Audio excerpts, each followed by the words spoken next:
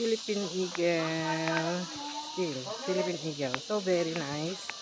So this is the big beak of the Philippine eagle. So nice to see. So good. Okay, bye. Stand of the Philippine eagle at Davao City, Philippines. So nice. But it's already shining. The sun shines very.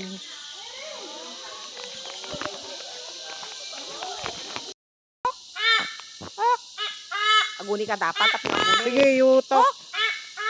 Okay. Oh, that's the sound of the Philippine eagle at Davao City.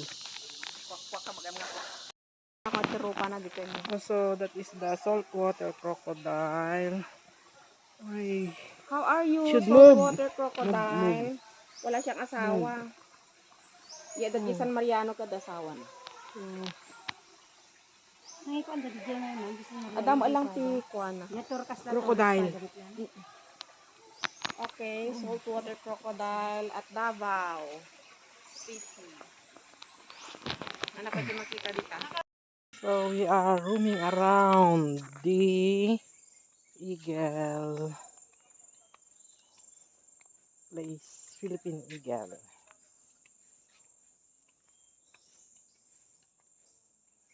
So there are many big trees, season trees already. This is the eagle cage. There are many eagles inside of it. Oh, it's the voice of python.